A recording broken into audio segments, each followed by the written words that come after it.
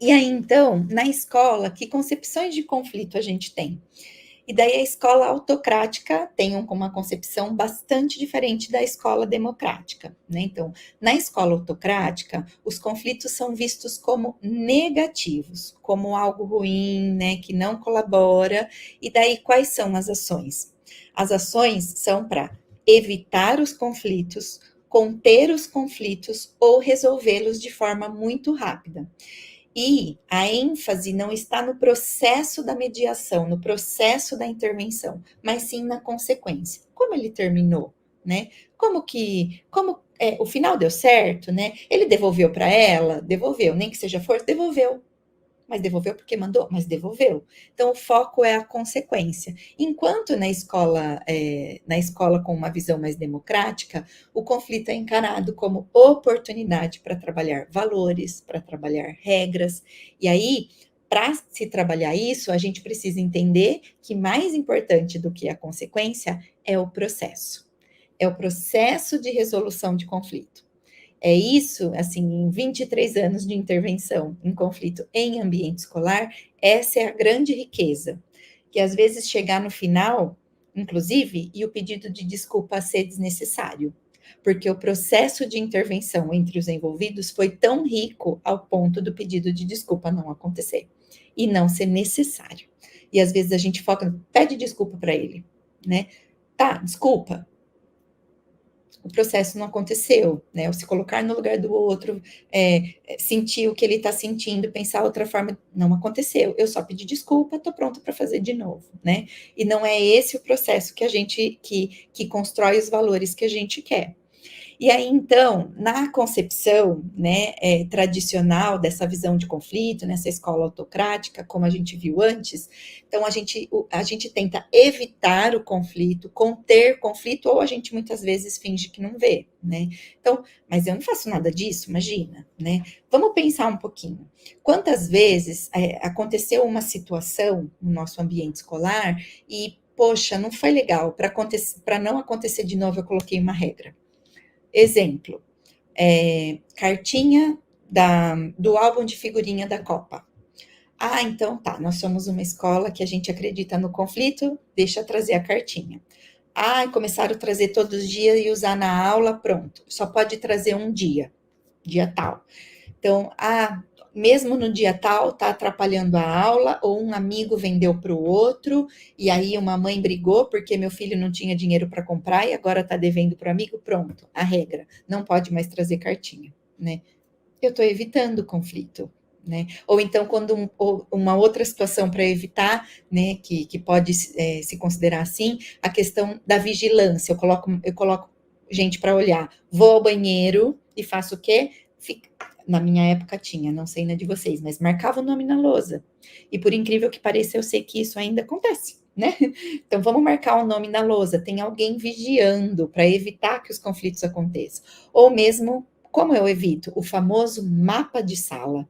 Ah, esse fica briga com esse que conversa muito com esse, eu coloco um em cada canto da sala.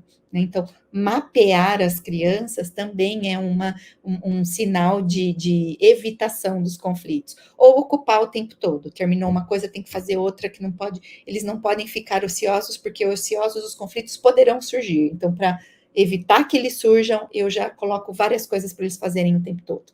Ou então, às vezes, a gente faz o quê? A gente contém, né? Então, brigou, devolve.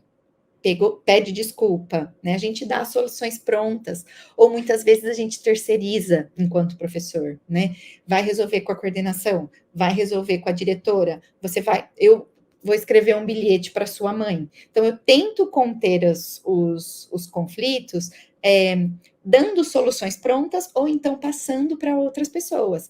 E eu acabo dizendo para eles, né? Assim, tá resolvido, mas você não pensou sobre isso, só pensei em um lado do conflito e que eu, inclusive, eu que julguei, nem sei se foi isso mesmo, ou então lavando minhas mãos porque eu não dou conta de você mesmo, eu não digo isso, mas é isso muitas vezes que a criança entende, né? E eu acabo, inclusive, perdendo uma chance de criar um vínculo de confiança e fortalecer a minha autoridade através desse vínculo de confiança, né?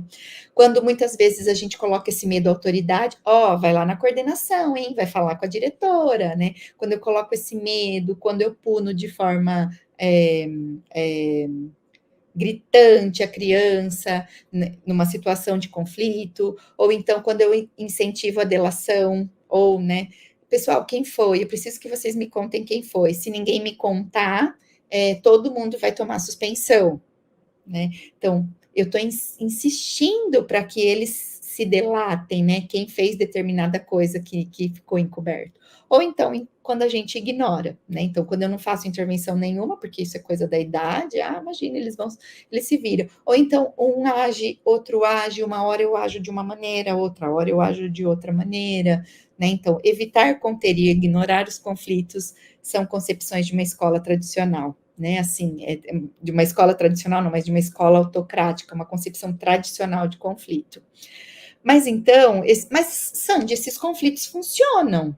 Mas por quê, né? Eles funcionam quando a gente usa isso, né? É a regra, alguém que fica olhando, eles ficam quietinhos na sala. Funcionam a curto prazo, né? Funcionam agora, o domínio é pela autoridade, então eles vão cumprir determinada regra, eles não vão criar os conflitos porque eles estão dominados pela autoridade, não porque eles entenderam o quanto conviver de outra maneira é importante. Isso ensina os valores contrários àqueles que a gente espera e a gente acaba fortalecendo a submissão e a obediência cega por parte dos alunos. Eles não vão ter os conflitos porque tem alguém contendo, tem alguém evitando, tem alguém dando resolução pronta, né?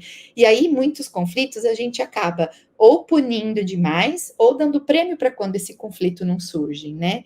E aí, então, as punições e os prêmios também acabam indo para um outro caminho, né? Então, as escolas muitas vezes ficam presas nesse produto final, e aí a gente fica presa só no produto e a gente não consegue fazer com que os alunos pensem nas suas intenções ao entrarem em determinados conflitos. E da mesma forma, quando eu dou um prêmio, não um presente em si, mas um elogio para aquele que não entra em conflito, que é submisso, que é bonzinho o tempo todo, eu também estou mantendo o aluno nessa heteronomia de ser regido por alguém de fora. Quem é esse alguém? Esse alguém é o medo da punição, ou esse alguém é o desejo por uma recompensa, um elogio na frente de todo mundo, né?